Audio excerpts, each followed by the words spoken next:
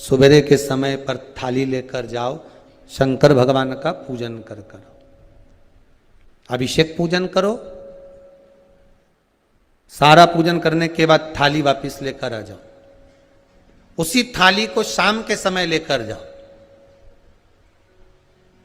शाम को फिर थोड़ा सा बाबा को समर्पित करने के लिए कुछ मीठे का प्रसाद, जिसके 3 हिस्से हो जाएं। 6 दिए घी के बाबा को समर्पित करने के लिए लेकर जाएं। भगवान को बेलपत्र समर्पित करने के लिए लेकर जाएं।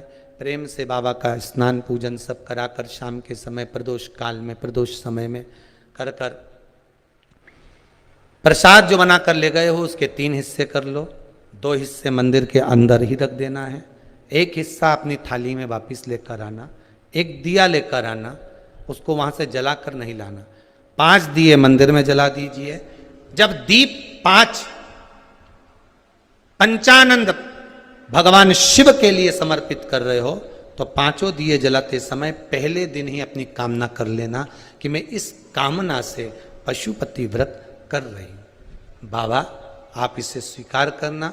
पशुपति व्रत जिस मंदिर पे पहला व्रत होता है उसी मंदिर पर 5 व्रत होते हैं। मंदिर नहीं बदला जाता।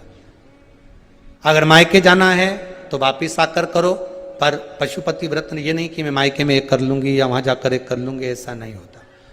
जैसे संकट सोमवार 16 सोमवार होते हैं ना, संकट सोमवार 16 सोमवार का भी व्रत का ऐसा महत्व रहता है कि जिस घर में करा है उसी घर में करना होता है।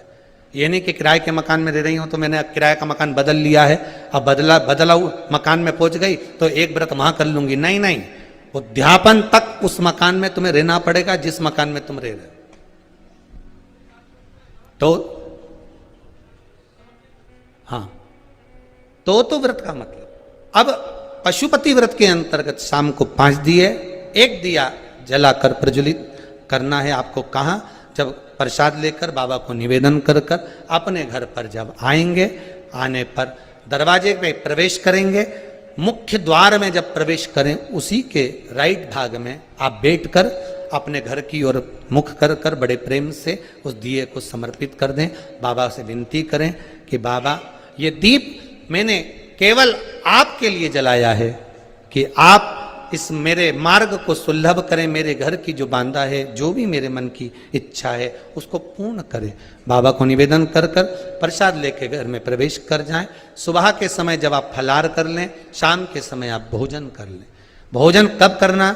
जब 1 भाग प्रसाद का लाएंगे, उस प्रसाद में से किसी को नहीं देंगे। वो प्रसाद पहले आपको खाना है, उसके बाद भोजन ग्रहण करना है।